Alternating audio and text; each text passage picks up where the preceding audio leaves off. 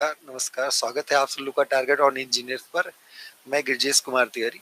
आपको चैप्टर 8 जो कि सोम का 68 लेक्चर हो चुका है, 69 लेक्चर हम आपको स्टार्ट करने जा रहे हैं। चैप्टर 7 1 बाय 1 हमने आपको थियरी और क्वेश्चन डिटेल में करा दिया है। अब आपको चैप्टर 8 की स्टार्टिंग करते हैं। चैप्टर 8 में जिसमें हम प्रेशर वेसल्स के बारे में पढ़ेंगे, पहले इसकी थियरी करेंगे, फिर हम क्वेश्चन सीरीज को आगे बढ़ाएंगे। ठीक है, तो फर्स्ट हम सब लोग को ये जानना व्हाट इज प्रेशर वेसल। इसका भला हम सब लोग एक आउटलाइन समझ लेते हैं कि इस चैप्टर्स में हम सब लोग करने वाले क्या है। तो फर्स्ट हम सब लोग जानेंगे what is pressure vessel. Then हम सब लोग next classification of pressure vessels and classifications. Always किसी चीज का क्लासिफिकेशन हमेशा एक नजरिए पे फोकस रहता है कि आप किस दृष्टिकोण से उसको क्लासिफाई कर रहे हैं। What is the basics, what is the main content, like thickness, on the basis of thickness, on the basis of shape. If you are focusing on the shape of the object, then classification will be different. If you are focusing the thickness of the sheet of the vessel, then classification will be different. तो हम सब लोग क्या है कि कभी भी classification में ध्यान रखिए कि नजरिया क्या है। Like you are classifying a class, if you are classifying a class in our institute, in our college, अगर आप एक क्लास को क्या कर रहे हैं, फर्स्ट क्या है कि आपने एक अपना नजरिया बताया कि टॉप टॉप 10 स्टूडेंट्स अलग हो जाए और फिर अलग, और सारे रेस्ट 90% स्टूडेंट अलग हो जाए। तो ये एक नजरिया रहा। या किसी ने क्लासिफाई कर दिया कि 80 टू 100% वाले बच्चे अलग, 60 टू 80 वाले अलग, बिलो 60 अलग, फेल स्टूडेंट्स अलग, पास स्टूडेंट अलग। तो उसी उसी क्लास को आप अलग अलग तरीके से क्लासिफाई कर रहे हैं। दूसरा, गर्ल्स एंड बॉयज को भी आप नजरिया मान सकते हैं कि गर्ल्स को आप अलग क्लासिफाई करें और बॉयज को अलग क्लासिफाई करें। बात समझ में आ रही होगी। तो क्लासिफिकेशन में हम लोग पहले ही ध्यान रखेंगे नजरिया क्या है। उस क्लासिफिकेशन के बाद उसी में निकलेगा हमारा सिलेंड्रिकल प्रेशर वेसल और spherical pressure vessel. On the basis आप शेप आएंगे तो सिलेंड्रिकल प्रेशर वेसल और स्फेरिकल प्रेशर वेसल, और फिर हम उन सब लोग की डिटेल एनालिसिस करेंगे कि उसके अंदर अगर प्रेशराइज्ड फ्लूइड है तो उससे क्या होगा, किस तरह से उसके फेल होने के चांसेस है, उस फेल होने चांसेस को कैसे अवॉइड किया जा सकता है, कैसे उससे बचा सकता है। बचने से पहले हमें अपनी देखे, पहले जैसे आप भूकंप से बचना ही हो, तो भूकंप से बचने से पहले भूकंप के बारे में जानिए। तो बचाव तो तब होगा जब आप सब लोग उसके बारे में जानेंगे, फिर सोच पाएंगे कि ऐसा कर लिया जाए तो अच्छा होगा। तो पहले हम जानेंगे कि उसमें किस किस तरह के स्ट्रेसेस डेवलप होते हैं, किस किस तरह के फेल्योर होने के चांसेस हैं, और फिर फेल्योर होने के चांसेस क्या है उससे हम अवॉइड करने के लिए कहेंगे कि इस तरह का मटेरियल यूज करें कि इसमें इससे ज्यादा स्ट्रेंथ हो। स्ट्रेंथ अगर स्ट्रेस से ज्यादा है तो कभी भी फेल्योर नहीं होगा। बात समझ में आ रही।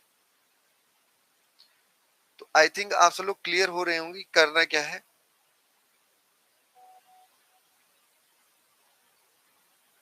चलिए, तो अब हम सब लोग नेक्स्ट स्टार्ट करते हैं। What is pressure vessel. तो उसी में हम तो लोग डिफरेंट टाइप्स ऑफ स्ट्रेसेस को पढ़ेंगे, सिलेंड्रिकल और स्फेरिकल दोनों को अलग अलग पढ़ेंगे। फिर आगे लास्ट में मैक्सिमम एब्सोल्यूट मैक्सिमम क्या होगा, स्ट्रेन क्या होगी, सारी चीजें डिटेल में कर लेंगे और चैप्टर फिर कंप्लीट हो जाएगा। तो next, basic meaning of pressure vessel. What is pressure vessels. अब कोई अगर आपसे पूछे कि प्रेशर वेसल क्या है, कुछ नहीं, आप अपने प्रेशर कुकर को ध्यान दीजिए। अब प्रेशर कुकर क्या है आप ध्यान समझिए। प्रेशर कुकर के अंदर आपने दाल डाल दिया, चावल डाल दिया, कुछ भी, और हीट कर रहे हैं और वॉल्यूम चेंज नहीं होने दे रहे हैं। हीटिंग कर रहे हैं, वॉल्यूम चेंज नहीं होने दे रहे हैं, तो क्या होगा, जब आप हीट इनपुट देंगे और वॉल्यूम चेंज नहीं होगा तो उसका प्रेशर बढ़ेगा ना। कांस्टेंट वॉल्यूम पर हीट इनपुट कर रहे हैं तो प्रेशर बढ़ेगा। प्रेशर मींस क्या है, उस प्रेशर आता है क्यों है, प्रेशर आता ही क्यों है, क्वेश्चन ये है। और या फिर प्रेशर है ही क्या। आप अपने आप को प्रेशर कुकर के अंदर एक छोटा सा पार्टिकल होते हुए फील करिए कि हम पार्टिकल हैं। अगर हम पार्टिकल है और हमें हीट इनटेक हो रहा है, if you are adding the heat in the from the outside to the system, और if you are particle inside the system, अगर एक आप पार्टिकल हैं सिस्टम में तो क्या होगा, जैसे हीट इनटेक होगी आपका टेम्परेचर बढ़ेगा, टेम्परेचर बढ़ेगी तो आपकी वेलोसिटी बढ़ेगी, और जब वेलोसिटी बढ़ेगी तो दीवार पर जो चारों तरफ दीवार है उस पर आपका कोलिजन बढ़ेगा। आपका क्या होगा? कोलिजन बढ़ेगा। इलास्टिक कोलिजन हो सकता है, इनइलास्टिक हो सकता है, डेरिवेशंस इलास्टिक मान के ही करते हैं। तो जब आपका दीवार पर कोलिजन बढ़ेगा, तो जब कोलिजन बढ़ेगा तो क्या होगा? प्रेशर बढ़ेगा। प्रेशर एक्चुअली क्या होता है कि बाहर के पार्टिकल से, जैसे दीवार से पूछो, दीवार के लिए पार्टिकल बाहर ही है, प्रेशर तो दीवार पर लग रहा होगा ना। तो क्या है? आउटसाइड पार्टिकल से दीवार पर कोलिजन की वजह से ही प्रेशर आता है। और प्रेशर क्या है? External compressive force per unit area. External जो हमें दबाने वाला फोर्स है, external compressive force per unit area ही आपका क्या है? ये आपका सिंपल सा प्रेशर है। External normal compressive force per unit area ही प्रेशर है। अगर आपका मोमेंटम जीरो हो जाए, कोलिजन नहीं होगा, और कोलिजन नहीं होगा तो कभी प्रेशर नहीं होगा। तो फिर से प्रेशर वेसल, कोई भी वेसल नहीं बात कर रहे हैं, कोई भी कटोरी की बात नहीं कर रहे हैं, कोई भी पॉट की बात नहीं कर रहे हैं, कोई किसी भी मिट्टी के बर्तन की बात नहीं कर रहे हैं, कोई जो आटा भर के रखे हो आप, चावल भर के रखे हो, उसकी बात नहीं कर रहे हैं। बात यहाँ पर किसकी चल रही है? प्रेशर वेसल की बात चल रही है। बात समझ में आ रही?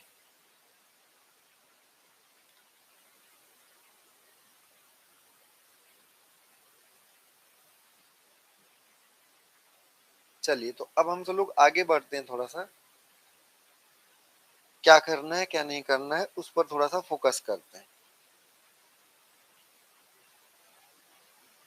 What is pressure vessel? कोई भी ऐसा वेसल, कोई भी ऐसा कंटेनर, सिंपल सी बात है, कोई भी ऐसा वेसल, कोई भी ऐसा कंटेनर जो हाईली प्रेशराइज्ड फ्लूइड को कलेक्ट करे, क्या कहलाएगा? प्रेशर वेसल कहलाएगा। कोई भी ऐसा वेसल, कोई भी ऐसा कंटेनर जो क्या करे? हाईली प्रेशराइज्ड फ्लूइड को, हाईली प्रेशराइज्ड फ्लूइड को कैरी करे, वो प्रेशर वेसल कहलाएगा।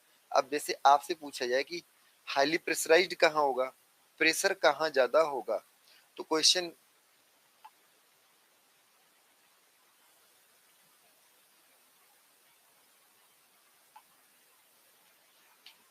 चलिए नेक्स्ट, अब हम सब लोग आगे देखते हैं। प्रेशर वेसल, प्रेशर वेसल क्या है?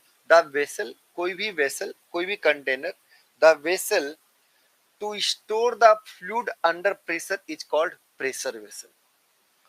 प्रेशर, हाईली प्रेशराइज्ड फ्लूइड को स्टोर करने वाला कंटेनर या वेसल ही क्या कहलाता है? प्रेशर वेसल कहलाता है। The vessel, the container used to store the fluid, the container और vessel is used to store the fluid under pressure, under high pressure is called pressure vessel. बात समझ में?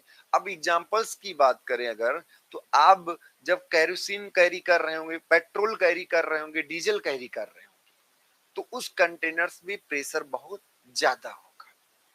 गैस सिलेंडर है, gas cylinder, अब सोचिए gas cylinder में क्या है? आपने गैस को लिक्विफाई करके, इतना ज्यादा प्रेशर है, इतना ज्यादा प्रेशर है कि आपने क्या किया? गैस को लिक्विफाई करके स्टोर किया है। अच्छा, गैस को लिक्विफाई करके स्टोर करने का क्या फायदा है? ये भी तो एक क्वेश्चन है कि गैस को लिक्विफाई करने का क्या फायदा है।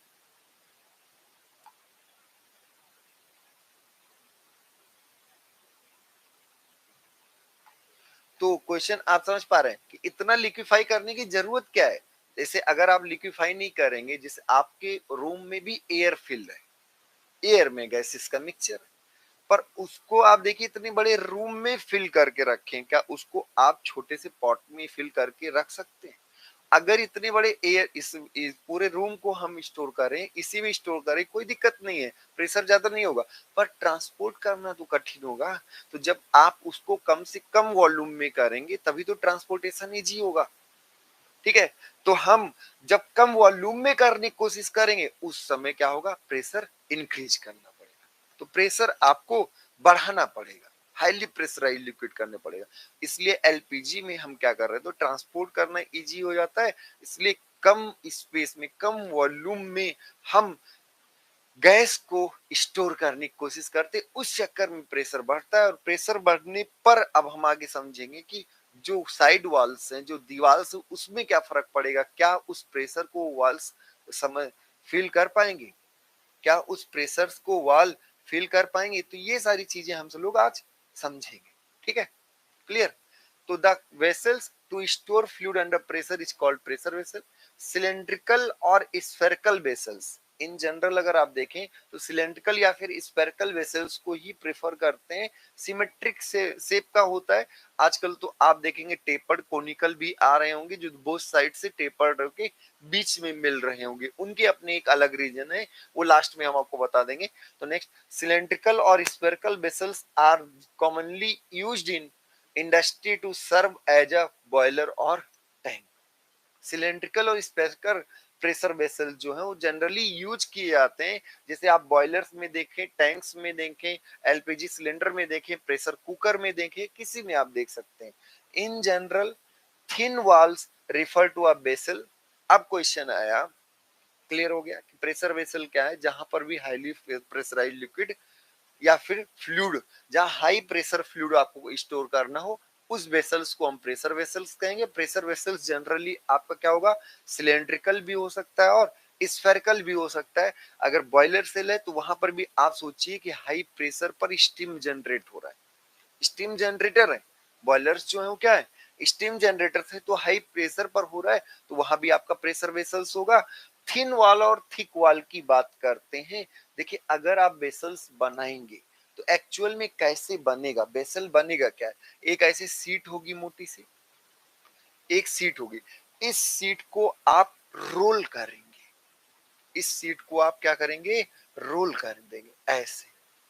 जब ऐसे घुमा देंगे, जैसे आपका पेपर है तो पेपर को आपने ऐसे रोल कर दिया, रोल करने के बाद एक रिंग बन गया। अब ये रिंग कितना बड़ा रोल करना है वो डायमीटर की बात होगी, कि आप डायमीटर को अरेंज करना चाहिए।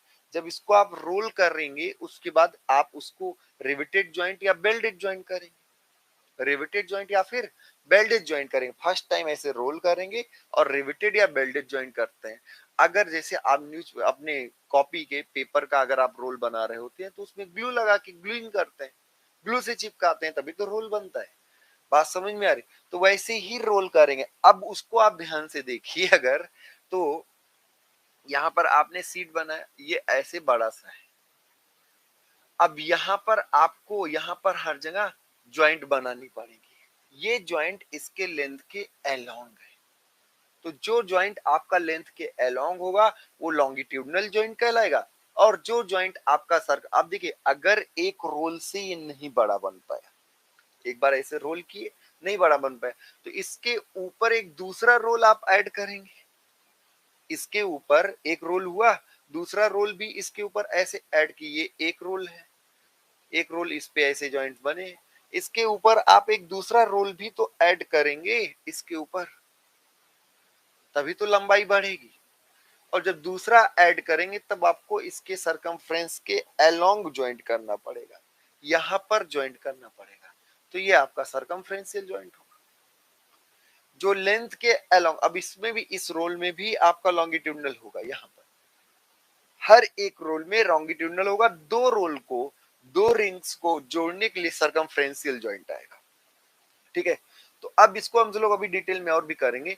थिन वॉल और थिक वॉल, तो बना तो प्लेट से ना, बना तो प्लेट से, अब इस प्लेट की कुछ तो मोटाई होगी, इस प्लेट की कुछ तो मोटाई होगी ना, और इसका कुछ डायमीटर होगा, जहां बना इसका कुछ क्या होगा, डायमीटर होगा। तो डायमीटर और थिकनेस के रेशियो से डिसाइड करेंगे कि आपका ये थिन है कि थिक है। अब अगर थिकनेस बहुत कम है, आप खुद सोचिए, थिकनेस अगर पतला है, बहुत पतली सी सीट से इसे मोड़ के बनाया गया, तो थिन प्रेशर वेसल्स, और अगर थिकनेस ज्यादा है तो थिक। अब देखिए थिकनेस, और अगर आपका डायमीटर ही कम है तब उसकी तुलना में थिकनेस कम भी आपका ज्यादा होगा, तो यहाँ पर ना तो थिकनेस ही सारी चीजें डिसाइड नहीं करेगा कि कितना मोटा होना। किसी का, जैसे आपका डायमीटर बहुत कम है, तो इस पतले से डायमीटर के लिए अगर पतली ही थिकनेस है तो भी हो सकता, उसके लिए हो सकता है कि ज्यादा हो। तो फाइनली आपका D by T ratio, finally आपका D by T ratio decide करेगा कि क्या है, थिकनेस ज्यादा है कि कम है। बात समझ में आई? थिन है कि थिक है? तो ये सारी बातें हम सब लोग डी बाई टी रेशियो से जान पाएंगे, डी बाई टी। अब ध्यान दीजिए, in general thin wall refer to pressure vessel having inner radius to wall thickness 10 or more than 10। इसको आप थोड़ा सा फिर से समझ लीजिएगा, कई बार आया हुआ है। डी बाई टी किसी किसी बुक में आपको 15 टू 18 से ज्यादा दिया है अगर, तो आपका थिन है, तब आपका क्या है? थिन है। किसी किसी बुक में, स्टैंडर्ड बुक्स में देखेंगे तो 20 दिया रहेगा, ग्रेटर देन 20, और तो ये भी सही है, मतलब 15 से ज्यादा आप मान लीजिए। If d by t is greater than 15 then you will consider the pressure vessel to thin pressure vessel, thin pressure vessel. तो अगर आपका 15 टू 18 है तो उसको थिन प्रेशर वेसल समझेंगे, और अगर इससे कम है, 15 से भी कम है, d by t is less than, D by t is less than 15 है, तो इसको हम थिक प्रेशर वेसल कहेंगे। इसको हम क्या कहेंगे?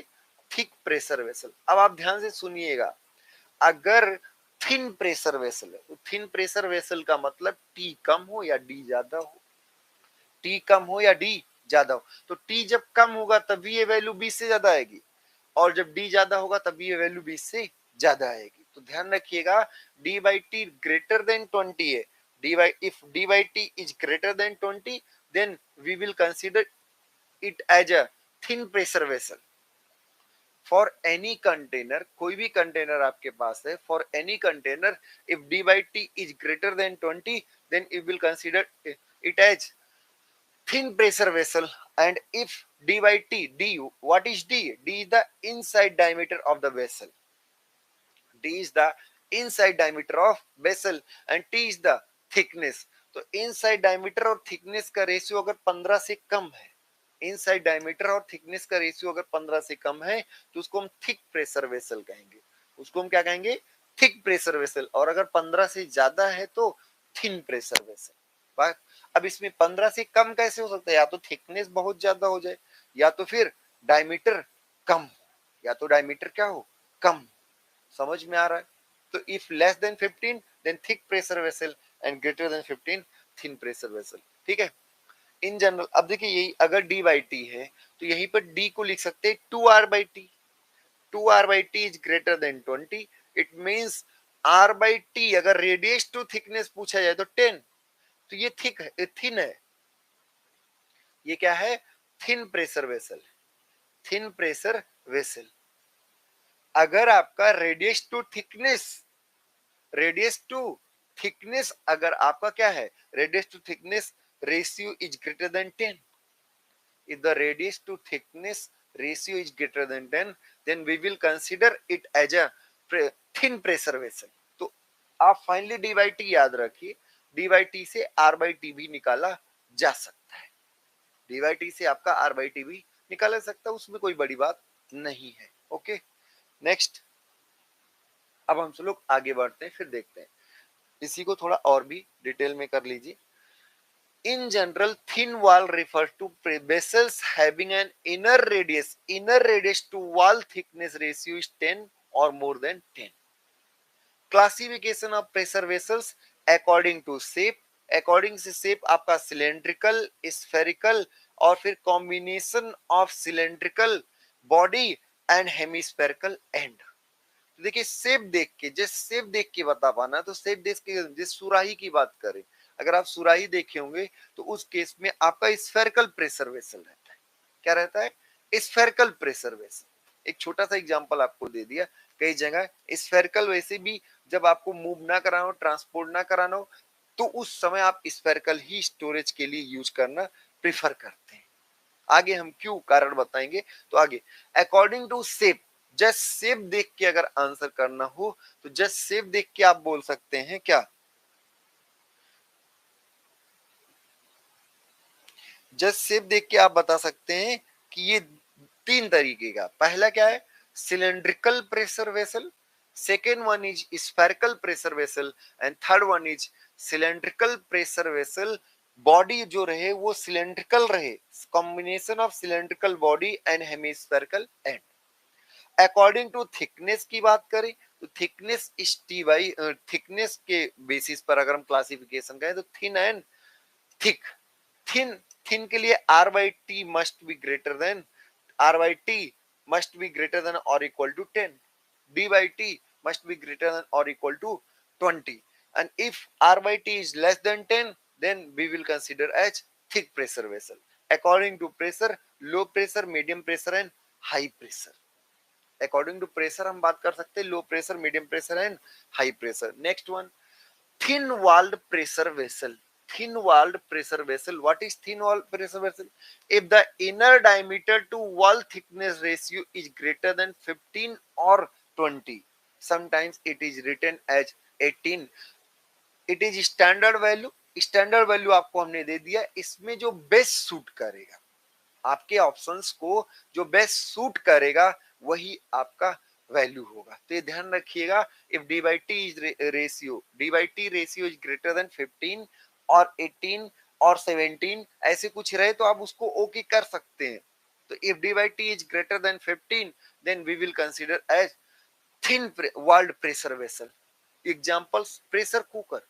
अगर आप प्रेशर कुकर को भी देखेंगे तो इनसाइड डायमीटर और थिकनेस का रेशियो, इनसाइड डायमीटर मान लीजिए आपका लगभग मान के चलिए कि एक स्केल मान लेते हैं, वो डिपेंड करेगा 3 लीटर का 5 लीटर का है। अगर आप होटल्स में यूज कर रहे हैं तो और भी बड़े होंगे। तो उस सिचुएशन में अगर आप देखें तो एमएम बहुत ज्यादा होगा तो 10 एमएम की थिक होगी, पर सेंटीमीटर्स में आप देखें तो 150 200 सेंटीमीटर, मतलब आपका 1 सेंटीमीटर थिकनेस मैक्सिमम बोल दिया हमने, मैक्सिमम 1 सेंटीमीटर से मोटा कोई भी कुकर नहीं होता। किसी के वॉल थिकनेस देखो तो 1 सेंटीमीटर से ज्यादा नहीं होगा, ठीक है। और 1 सेंटीमीटर और आप इसका इनसाइड डायमीटर नापेंगे तो 20 सेंटीमीटर आएगा, 22 सेंटीमीटर आएगा। तो इस सिचुएशन में D by t greater than 20 होता है। तो प्रेशर कुकर में आप थिन वॉल बोलेंगे। गैस सिलेंडर जो है वो भी थिन वॉल ही है, ये भी ध्यान रखिए, gas cylinder thin wall. Boiler shells, air compressor या स्टोरेज टैंक, आप एयर कंप्रेसर का receiver tank, air compressor storage tank जो होता है, आप जब आप अपनी साइकिल बाइसिकल या फिर कार में क्या कर रहे हैं, एयर इन्फ्लेट कराते हैं, एयर भरा है, तो उस समय जाके देखिए एक टैंक में उसने एयर को कंप्रेस करके रखा हुआ है। उस जो एयर स्टोरेज टैंक होगा वो भी थिन प्रेशर वेसल होगा। थिक वॉल में क्या होगा, D by t is greater than less than 20, D by T आपका क्या होगा, लेस देन 20 और इक्वल टू 20, लिमिटिंग वैल्यू 15 लिखा होता तो ये डायरेक्टली केवल लेस देन 15 लिखा होता है। अलग अलग सिचुएशंस में अलग अलग दिए रहते हैं, अलग अलग बुक्स में दिए रहते हैं। आप ये ध्यान रखिएगा 20 या 15 टू 20 के ऊपर अगर है तो आपका थिन है और नीचे है तो थिक है। हाइड्रोलिक सिलेंडर्स, जितने भी हाइड्रोलिक सिलेंडर होंगे, जैसे आप जेसीबी मशीन में देखिए जो फ्लूइड भरा रहेगा बहुत प्रेशराइज्ड रहेगा, पर उसमें डी बाई टी जो होगा वो 20 से कम होगा या 15 से कम होगा। तो gun barrels, storage tank which used for pharmaceutical और रिफाइनिंग इंडस्ट्रीज, तो जो रिफाइनिंग और फार्मास्यूटिकल कंपनीज में आपका स्टोरेज टैंक होगा वो आपका थिक प्रेशर वेसल होगा इन जनरल। अब जैसे आपके पेट्रोलियम, जैसे आप अगर क्या कहते हैं पेट्रोल पंप पर जा रहे हैं, पेट्रोल पंप का जो पेट्रोल स्टोरेज टैंक होगा वो आपका थिक प्रेशर वेसल होगा। वो मल्टी लेयर्ड में बनाया जाता है, मल्टी लेयर्ड में 1 बाई 1 लेयर में। बस बेसिकली आप इतना ध्यान रखिए, stress along the longitudinal axis. अब जैसे आपको ये दिखाया गया, आपको ये दिखाया गया एक सिलेंड्रिकल प्रेशर वेसल है, इस सिलेंड्रिकल प्रेशर वेसल का एंड जो है वो बंद है, क्लोज्ड एंड है। ये आपका क्या है, क्लोज्ड एंड है। और इनसाइड पार्टिकल्स जो हैं, इनसाइड पार्टिकल्स यहाँ पर हैं और इन पार्टिकल्स की वजह से चारों तरफ क्या लग रहा है, प्रेशर लग रहा है। इस साइड भी लग रहा है, इस साइड भी लग रहा है। इस ढक्कन पे भी क्या लग रहा है, प्रेशर लग रहा है। इस ढक्कन पे भी प्रेशर लग रहा है। अब क्वेश्चन आपसे हम ये पूछ रहे हैं कि इस ढक्कन पर प्रेशर लगने से क्या होगा। जो क्लोज्ड एंड है, जो आपका क्या है, क्लोज्ड एंड है, उस पर प्रेशर लगने से क्या होगा।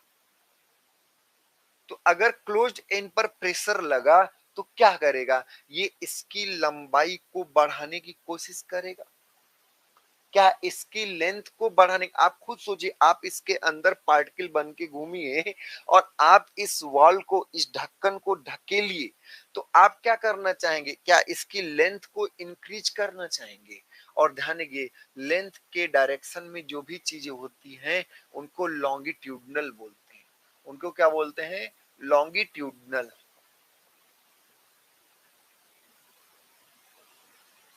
समझ में आया। तो जब भी ये प्रेशर ढक्कन पे लगेगा वो लंबाई को इंक्रीज करने की कोशिश करेगा, और प्रेशर बढ़ा दे और लेंथ बढ़ाने की कोशिश करेगा। तो आगे यही लिखा हुआ है, स्ट्रेस अलोंग द लेंथ, जिसको हम लॉन्गिट्यूडनल स्ट्रेस बोलने वाले हैं। और इस पर अगर हम कहीं पर इसके सरफेस के किसी पार्ट पर बैठ जाएं तो पूछे क्या हाल है, तो ये कहेगा गुरुजी हमें ऐसे खींचा जा रहा है लंबाई के अलोंग। तो इसको क्या कहेंगे, लॉन्गिट्यूडनल स्ट्रेस। इसको क्या कहेंगे, लॉन्गिट्यूडनल स्ट्रेस। अब अगर हम इसको काट लें आधे पोर्शन को, अगर हम आधे पोर्शन को काट लें, यहां पर प्रेशर ऐसे लग रहा है, यहां पर प्रेशर ऐसे लग रहा है, और इस प्रेशर की वजह से यहाँ जो आपका सर्कुलर एंड ऐसे है, अब ये कुछ मोटा सा भी है, तो यहाँ पर ऐसे स्ट्रेस आ रहा होगा, यहाँ पर क्या आ रहा होगा, स्ट्रेस सिग्मा एल। आधे पोर्शन को केवल हमने यहां से कट किया ऐसे, और इधर बनाया ऐसे। अगर उस इधर वाले आधे पोर्शन को बनाए तो इधर वाले आधे पोर्शन में क्या होने वाला है, यहां पर तो प्रेशर लगेगा ऐसे, धक्का दिया, और इधर क्या लगेगा आपका, लॉन्गिट्यूडनल स्ट्रेस। इधर आपका लॉन्गिट्यूडनल स्ट्रेस, ये सिग्मा एल। तो जैसे जैसे प्रेशर बढ़ाएंगे, ये दो पार्ट में कट किए उसी को, तो क्या हुआ, जैसे से प्रेशर बढ़ाएंगे लंबाई बढ़ेगी, लॉन्गिट्यूडनल स्ट्रेन बढ़ेगा, लॉन्गिट्यूडनल स्ट्रेस बढ़ेगा। प्रेशर बढ़ाएंगे, लेंथ को बढ़ाना चाहेगा, लेंथ को बढ़ाने के चक्कर में यहाँ पर रेजिस्टेंस आएगा, और internal resistive force per unit area ही आपका क्या होता है, स्ट्रेस होता है। तो pressure on increasing the pressure, length will increase as well as longitudinal strain will increase as well as longitudinal stress will increase. अगर longitudinal stress ultimate tensile stress, अब ध्यान दीजिएगा, लॉन्गिट्यूडनल स्ट्रेस जो है ये किस नेचर का होगा, ये टेंसाइल नेचर का होगा। ये किस नेचर का होगा, अगर हम ध्यान से देखें तो प्रेशर तो कंप्रेसिव नेचर का है, प्रेशर केवल दीवार को धक्का दे रहा, चल भाई उधर चल, ये इसको, इस प्रेशर इसको राइट साइड मूव कराना चाह रहा है, इसको लेफ्ट साइड, पर इंटरनल जो खिंचाव हो रहा है वो कैसा है, टेंसाइल स्ट्रेस। तो लॉन्गिट्यूडनल स्ट्रेस आपका टेंसाइल स्ट्रेस होगा। कैसे, अगर लॉन्गिट्यूडनल अल्टीमेट टेंसाइल स्ट्रेंथ से ज्यादा हो गया तो सरकमफ्रेंशियल जॉइंट जो होगा वो क्या होगा, फेल कर जाएगा। अगर आपका लॉन्गिट्यूडनल जॉइंट, तो यहाँ पर जो सरकमफ्रेंशियल जॉइंट है वो अलग, ये पार्ट ऐसे दो टुकड़ों में बट जाएगा। आगे अब इसको अगर हमें नोट करना कि लॉन्गिट्यूडनल स्ट्रेस क्या होगा, तो भाई इसी को देख लो, इस पे आपका नेट सिग्मा एफ एक्स तो जीरो होना चाहिए ना। अगर आपने कट किया तो नेट फोर्स क्या होना चाहिए, जीरो। तो नेट फोर्स जीरो में यहाँ पे P इंटू पी किस एरिया पर लग रहा है, इसी एरिया तो लग रहा है, और इसका मान होगा पाई by 4 D square. P into pi by 4 is D square, और सिग्मा एल किस, इस पतली सी स्ट्रिप पर लगेगा, इस पतली सी स्ट्रिप पर, और इसका अगर हम देखें तो ये पाई डी इंटू टी है। ये जो पतली सी स्ट्रिप है, ये पतली सी जो स्ट्रिप है, ये इसका एरिया है पाई डी इंटू टी, क्योंकि मोटाई टी है, मोटाई क्या है, थिकनेस इस टी, और लेंथ कितना है, सरकमफ्रेंस, और सरकमफ्रेंस कितना है, पाई डी। तो ये वाला जो डिस्टेंस, ये एक रिबन जो हमने बनाया है, ये है pi D into T, pi D into T. तो आप इसको देखेंगे, P into pi by 4 D square equal to sigma L into pi D T, तो सिग्मा एल इक्वल टू आएगा P D upon 40। Longitudinal stress due to internal pressure P, longitudinal stress due to internal pressure P equal to क्या होगा, P D upon 40, equal to P D upon 40। Clear हुआ सबको, आगे बढ़े। तो next, longitudinal stress equal to, ये बहुत important formula कई बार पूछा गया है, PD upon 40। What is the value of P? What is P? P is the pressure, inside pressure, D is the inside diameter, and T is the thickness of the sheet. T is the thickness. So D is the inner diameter, D is the inner diameter, stresses along the circumference पर अभी हम आते हैं, hoop और circumferential stress की बात अभी करेंगे। तो D is the inner diameter, PD upon T is the thickness of the sheet. Next आप गया स्ट्रेसेस, ये हेडिंग है, stresses along the circumference, stresses along the circumference। आप खुद सोचिए, ऐसे आपका वॉल है, ये फिक्स है, ये ऐसे, यहाँ पर प्रेशर, ये ऐसे धक्का दे रहा है, ये ऐसे धक्का दे रहा है, इधर भी दिख, चारों तरफ धक्का है, रेडियल डायरेक्शन में चारों तरफ ये धक्का दे रहा है। तो जब धक्का दे रहा है तो क्या ये इसका डायमीटर भी बढ़ाना चाह रहा है? लंबाई तो देखो, इसको जब आप धकेले तो लंबाई तो बढ़ाना चाहेगा ही चाहेगा, क्या इसका ये डायमीटर भी बढ़ाना चाह रहा है? और अगर हम इसको ऐसे आधे पर से कट करते हैं, तो आधे पर से कट करने पर क्या आपको ऐसा कुछ दिखाई देगा? यहाँ पर आपको हल्की सी मोटाई दिखाई देगी, यहाँ पर आपको हल्की सी मोटाई दिखाई देगी। क्या अगर आधे पर से कट किए तो इस मोटाई में इधर की तरफ ऐसे नीचे की तरफ खिंचाव होगा, यहां पर भी ऐसे नीचे की तरफ खिंचाव होगा? क्यों? जब आप देखिए प्रेशर, इनसाइड प्रेशर की वजह से जब आप इसको धक्का दे रहे हैं, ऐसे धक्का दे रहे हैं, आपका ऐसे है, तो जब कोई धक्का देगा तो ऐसे ही उखड़ना चाहेगा। ऐसे कोई भी अंदर से अगर ढकेले तो ये बाहर, अब सोचिए एक बालून की तरह ही सोचिए कि बालून है और अंदर का प्रेशर बढ़ेगा तो क्या ये ऐसे बाहर जाना चाहेगा? क्या डायमीटर बढ़ाना चाहेगा? और डायमीटर बढ़ाने की कोशिश में ही क्या यहाँ पर आपका सरकमफ्रेंस, अब देखिए इस सिचुएशन में क्या सरकमफ्रेंस तो ऐसे सर्कुलर है, सरकमफ्रेंस तो ऐसे सर्कुलर है, जब कोई ऐसे धक्का दिया, जब कोई ऐसे धक्का दिया तो क्या कट करने पर यहाँ पर विरोध ऐसे नीचे आया और नीचे वाले में ऊपर ऐसे रेजिस्टेंस आया कि नहीं? तो ऐसे इस नीचे वाले में ऊपर की तरफ क्यों? क्योंकि ऐसे प्रेशर लग रहा है, ऐसे चारों तरफ क्या लग रहा है? प्रेशर। और ऊपर वाले में नीचे की तरफ क्यों? क्योंकि ऐसे प्रेशर लग रहा है, ये प्रेशर लग रहा है। बात समझ में? तो क्या ये सरकमफ्रेंस या फिर सरकमफ्रेंस के टेंजेंशियल स्ट्रेस आ रहा है? ये केवल सर्कुलर एक क्रॉस सेक्शन दिखाएं, जबकि लंबाई भी होगी। तो क्या ये सरकमफ्रेंस के अलोंग आ रहा है? जैसे इसी में आप देखिए तो ये आधा सा कटा हुआ है, ये आधा सा कटा हुआ है और ये आधा कटा हुआ है। प्रेशर ने नीचे धक्का दिया तो इसके आधे पोर्शन ने इसको ऊपर की तरफ कोशिश की। हाँ, इधर जो आपको दिख रहा है ये लॉन्गिट्यूडनल है, ये वाला आपका क्या है? लॉन्गिट्यूडनल।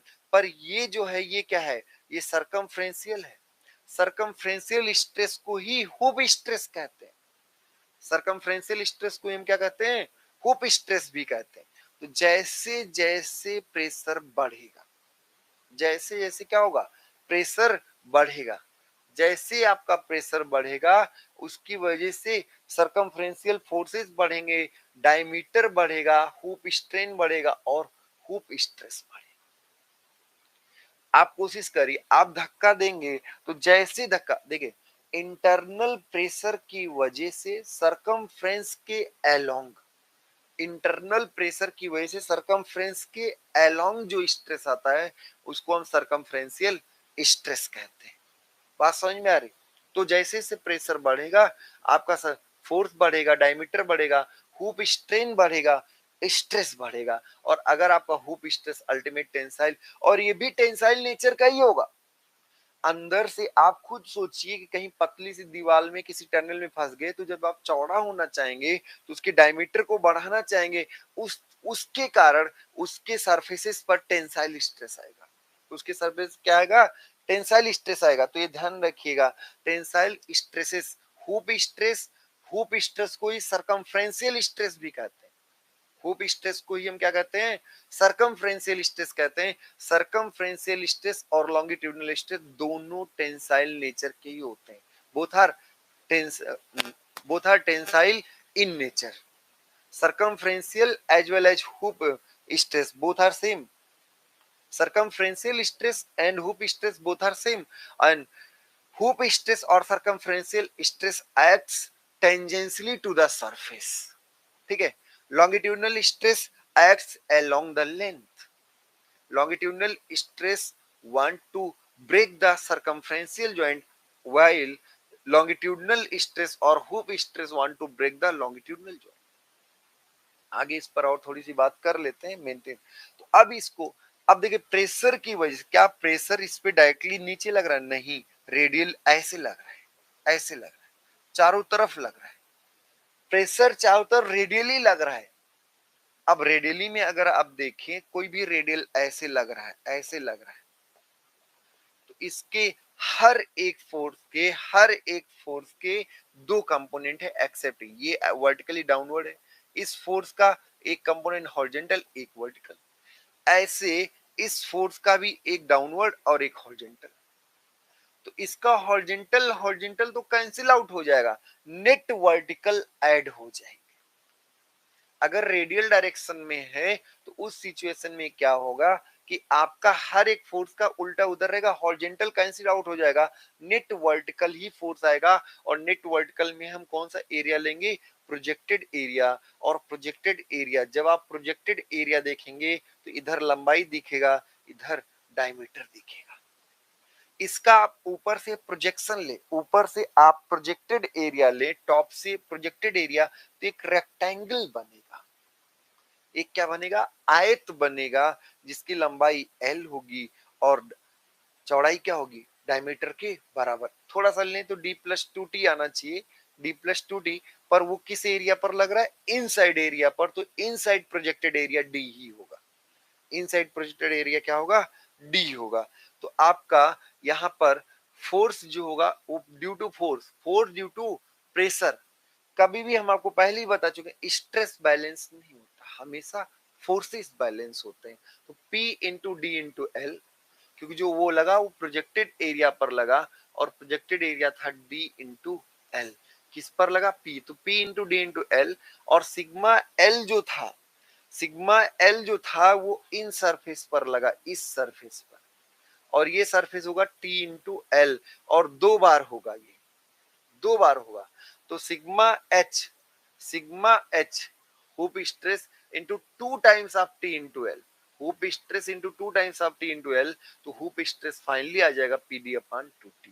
तो हुप स्ट्रेस जो आपका आएगा वो आएगा PD अपॉन 2T. अब यही पे आप देखें तो P क्या है? Internal pressure. D क्या है? Internal diameter. T क्या है? What is T? T is the thickness. तो T आपका थिकनेस है, P आपका प्रेशर है, और D आपका डायमीटर है. तो यहां से अब आप क्लियरली बोल सकते हैं कि अगर किसी सिलेंड्रिकल प्रेशर वेसल में जिसका एंड क्लोज्ड है, जिसका एंड क्या है? क्लोज्ड है, इसमें इनसाइड प्रेशर क्या हो? P हो. इनसाइड प्रेशर P हो, तो इनसाइड प्रेशर P की वजह से सिग्मा H जो आता है हुप स्ट्रेस, वो PD अपॉन 2T आता है. और लॉन्गिट्यूडनल स्ट्रेस जो आता है वो PD अपॉन 4T आता है. यहाँ से आप बोल सकते हैं कि हुप स्ट्रेस जो होता है वो लॉन्गिट्यूडनल का ट्वाइस होता है. हुप स्ट्रेस जो होता है वो लॉन्गिट्यूडनल का क्या होता है? ट्वाइस होता है. ठीक है. Hoop stress is twice of the longitudinal stress due to same inside pressure and same inside diameter in case of cylindrical pressure vessel. In case of cylindrical pressure vessel. अब देखिए इसमें थोड़ा सा फील करिए कि मामला क्या है. एक ऐसे सिलेंडर है, एक ऐसे क्या है? सिलेंडर है. अब इसके इस सरफेस की बात करें, यहाँ पे एक सरफेस, इसको काट करके यहाँ जूम करके बनाए, दोनों तरफ क्लोज एंड. तो इसके लंबाई के अलोंग इस सरफेस पर यहाँ सिग्मा एल लगेगा, और इसके जो टेंजेंट होगा, जो सरकमफ्रेंस के अलोंग होगा, वो सिग्मा एच लगेगा. मतलब इसमें अगर हम ध्यान से देखें तो यहाँ इधर सिग्मा एल है, इधर क्या है? Sigma L. और इधर क्या है? Sigma H. इधर क्या है? Sigma H. और अंदर से अगर इसकी मोटाई को भी देख ले, ये तो सरफेस की बात की है, इसकी अगर मोटाई को भी ऑब्जर्व कर ले अगर हम इसकी थिकनेस को भी ऑब्जर्व कर लें तो इस सिचुएशन में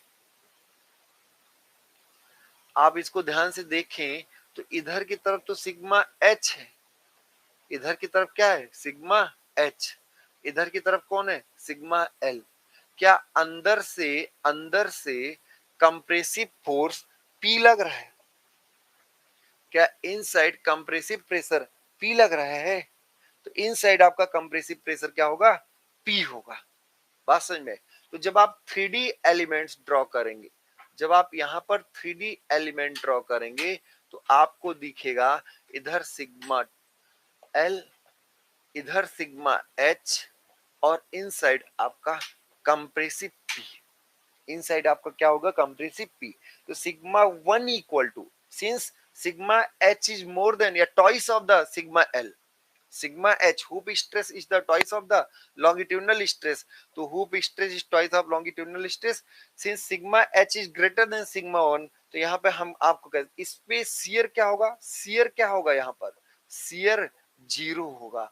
if shear is zero then it is 100% the principal stress, the plane at which shear stress equal to zero, the plane at which shear stress equal to zero is known as principal plane. Already we have discussed in chapter 3 what is principal stresses and their orientation. आपको detail में हमने आपको करा रखा है, तो ये ध्यान रखिएगा। since shear is zero then 100% it must be a principal stress, and here all three principal stresses are sigma 1 equal to sigma h equal to pd upon 2t, sigma 1 equal to sigma h equal to pd upon 2t, and sigma 2 equal to sigma l equal to pd upon 4t, and sigma 3 equal to minus p. Why minus p? Why minus p? Because it is compressive in nature, it is compressive in nature। okay, तो sigma one जो होगा maximum principal stress equal to hoop stress, and always design will be based upon hoop stress. आगे note, hoop stress is the twice of longitudinal stress, hoop stress is greater than longitudinal stress. So for safe condition, safe condition के लिए कि हम hoop जहां पर लगेगा उसको आप मजबूत बनाने की कोशिश करेंगे। तो अब आप ध्यान से अगर देखें, ये एक सिलेंडर है और ये ऐसे पीछे की तरफ है, ये बना किसी सीट से बना है, ये बना किससे है सीट से बना है। तो इसका यहाँ पर ऐसे लेंथ के अलोंग क्या होगा ज्वाइंट होगा, और अगर आपने मल्टीपल रिंग से बनाया है तो सरकमफ्रेंस के अलोंग भी ज्वाइंट होगा। अगर आपने मल्टीपल रिंग से बनाया ऐसे तो इसका सरकमफ्रेंस के अलोंग भी क्या होगा ज्वाइंट होगा। क्लियर? अब अगर अंदर प्रेशर आया, अंदर प्रेशर आया तो वो प्रेशर इसको चीर फाड़ देना चाहेगा ऐसे, इसलिए इसको ब्रस्टिंग प्रेशर भी करके बोल देते हैं। जब ये इसको चीर फाड़ देना चाहेगा इधर की तरफ ऐसे, तो यहाँ पर हुप स्ट्रेस इधर आएगा, ये आएगा हुप स्ट्रेस। हमेशा longitudinal joint hoop stress wear करता है। एक बात ध्यान रखिए, जब इसको ऐसे चीरना चाहेगा, ऐसे डायमीटर बढ़ाना चाहेगा, तो इस ज्वाइंट को क्या सहना है लॉन्गिट्यूडनल ज्वाइंट जो होगा, ध्यान रखिएगा थोड़ा सा उल्टा है, लॉन्गिट्यूडनल ज्वाइंट को सहना किसको है वियर किसको करना है हुप स्ट्रेस को। लॉन्गिट्यूडनल ज्वाइंट हमेशा हुप स्ट्रेस को वियर करता है, और सरकमफ्रेंशियल ज्वाइंट, सरकमफ्रेंशियल ज्वाइंट जो ऐसे ऐसे बना है, सरकमफ्रेंशियल ज्वाइंट,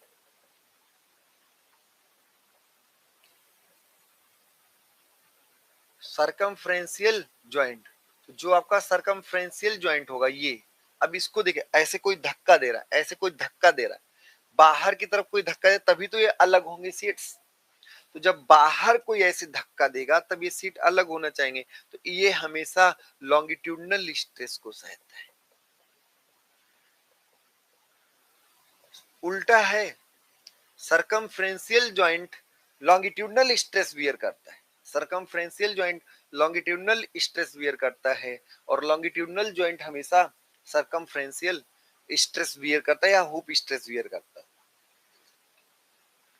अब हमें पता है कि हुप स्ट्रेस ज्यादा, हुप स्ट्रेस आपका क्या है, ज्यादा है, और लॉन्गिट्यूडनल स्ट्रेस कम है। तो जब ज्यादा स्ट्रेस है तो उस वाले ज्वाइंट को ज्यादा मजबूत बनाना पड़ेगा। और आगे आपको डिजाइन सेक्शंस में या स्टील स्ट्रक्चर में सिविल वालों को डिटेल में रिवेटेड ज्वाइंट पढ़ाया जाएगा, जिसमें बताया जो बट ज्वाइंट होता है उसकी स्ट्रेंथ लैप ज्वाइंट से ज्यादा होती है। But joints are stronger than lap joint. Cases आपके क्यों, ये सब आपको तब बताया जाए जब पहले ज्वाइंट जाने। तो आगे बढ़ते हैं। पहला sigma H is twice of sigma longitudinal, hoop stress is greater than longitudinal stress, so for safe condition but joint will be better for longitudinal joint.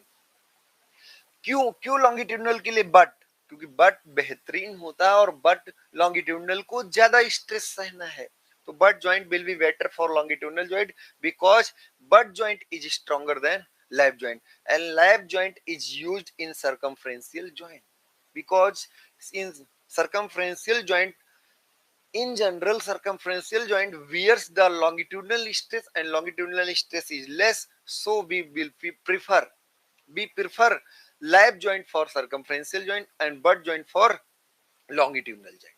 Okay, next क्या है, इसको हमने डिटेलिंग करा दिया।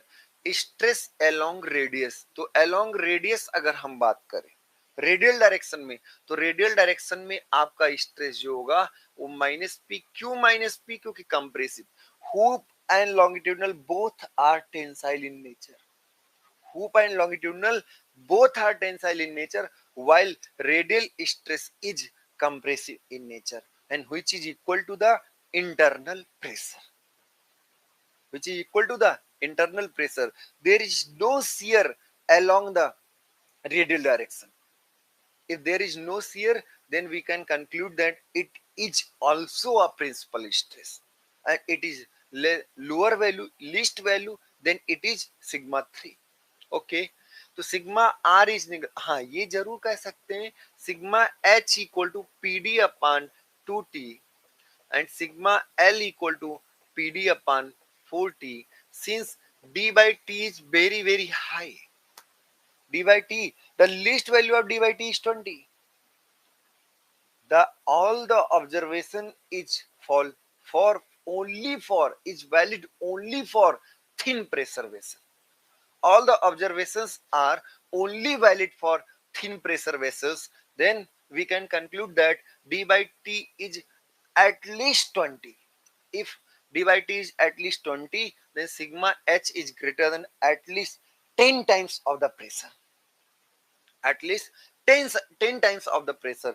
तो आपका हुप स्ट्रेस जो है वो प्रेशर की 10 गुने से कम ज्यादा है और ये 5 गुने से कम ज्यादा। अगर वो 10 किलो, अगर आपका प्रेशर 10 किलो पास्कल है तो हुप स्ट्रेस कम से कम आपका 1000 kilo pascal, sorry 100 kilo pascal होगा। बात समझ में आ रही? तो इन जनरल लॉन्गिट्यूडनल और हुप की तुलना में हम रेडियल स्ट्रेसेस को निगलेक्ट कर सकते हैं। ठीक है, ऐसा नहीं का हमेशा करते पर कर सकते हैं क्योंकि the value is very less as compare to sigma H and sigma L. negligence depends upon the relative value. The sigma h and sigma l is always greater, even 10 times or 5 times is greater than sigma r, means pressure. So sigma r is means inside pressure is negligible as compared to sigma h and sigma l. All the cases sigma l is along the length, sigma h is along the circumference, and it is compressive in nature from the inside, from the outside. अब अगर आपसे maximum shear पूछा जाए तो ध्यान रखिएगा maximum shear अलग अलग प्लेन्स में अलग अलग होगा। अगर आप सिलेंडर लेके आते हैं, इनसाइड प्रेशर भरा हुआ है, तो इसका सरफेस जब कट करेंगे, जब भी कहीं सरफेस कट करेंगे तो उस सरफेस में सिग्मा एल और सिग्मा एच दिखेगा। सरफेस में तो आपको सिग्मा एच और सिग्मा एल दिखेगा, पर अगर हम इसी को इसकी थिकनेस ऐसे मोटी थिकनेस भी ऐसे कट करें तो यहाँ जो सरफेस, ये जो सरफेस मिलेगा, इस सरफेस में यहाँ प्रेशर होगा, यहाँ सिग्मा एल होगा। आप यहाँ पर जो भी सेक्शन ऐसे कट करके लाएंगे, यहां से क्या होगा, सिग्मा आर होगा, और उस साइड क्या होगा, सिग्मा एल। लेकिन अगर कोई यहां पर ऐसे यहां का सेक्शन कट किया ऐसे, तो जब आप हॉरिजॉन्टल ऐसे कट करेंगे तो इस सिचुएशन में क्या होने वाला है इसका, तो जब आप यहां पे कट करेंगे ऐसे, तो आपको इस लाइन पे तो कंप्रेसिव निकलेगा सिग्मा आर, सिग्मा आर। बात समझ में, यहाँ पे कट करें, ये तो यही बात हुई, पुरानी वही बात हो गई, क्योंकि हम सरकमफ्रेंस के अलोंग ही कट कर रहे हैं, ठीक है। तो ये सरकमफ्रेंस के अलोंग ही होगा, इसमें सिग्मा एल और सिग्मा आर ही दिखेगा।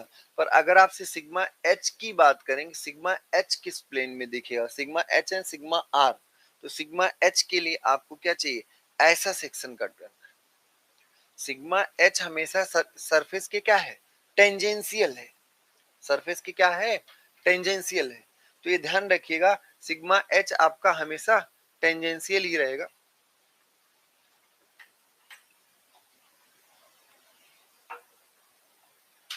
अब आपको ये ध्यान रखना है कि मैक्सिमम शियर स्ट्रेस क्या होगा। अब मैक्सिमम शियर स्ट्रेस, अगर आपके तीनों आपको प्रिंसिपल स्ट्रेसेस मालूम है, सिग्मा 1 भी मालूम, सिग्मा 2 भी मालूम, सिग्मा 3 भी मालूम, अगर आपको तीनों मालूम है तो मैक्सिमम कौन होगा, ये क्वेश्चन है।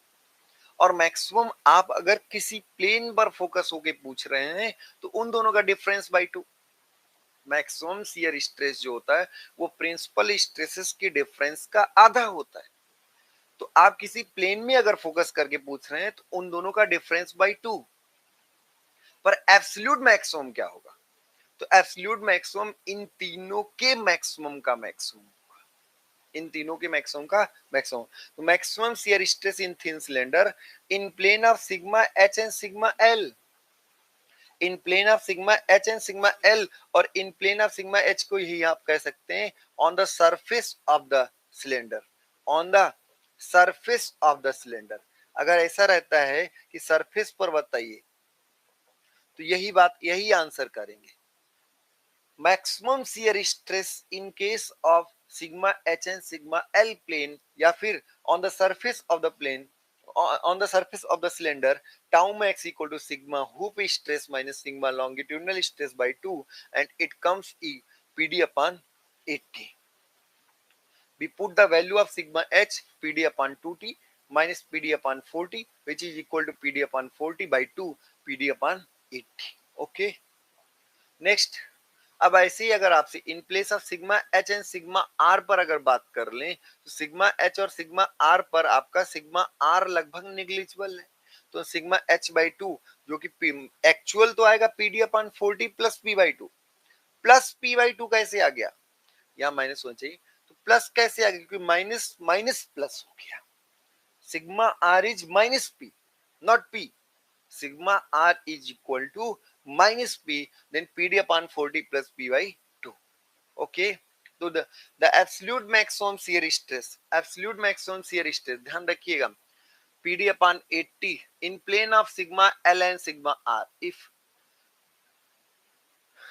the difference of sigma l minus sigma r by 2, the sigma l minus sigma r by 2, and sigma l equal to sigma l tau max in plane of sigma L and sigma r, sigma L minus sigma r by 2, sigma L equal to PD upon 40, and sigma r equal to minus P by 2, then it comes equal to PD upon 80 plus P by 2. On neglecting the P, then we can say PD upon 80. Okay. The greatest shear stress exists in plane of sigma h and sigma r, and in तो maximum absolute maximum अगर पूछा है तो absolute maximum sigma H और sigma R पर होता है, और ये होता है PD upon 4t plus P by 2। तो अगर इसको हम नेग्लेक्ट कर दे तो पीडी अपान क्या आएगा, 40 आएगा। दिस कर्व और the plane which is 45 degree 45 degree to the longitudinal axis of the cylinder.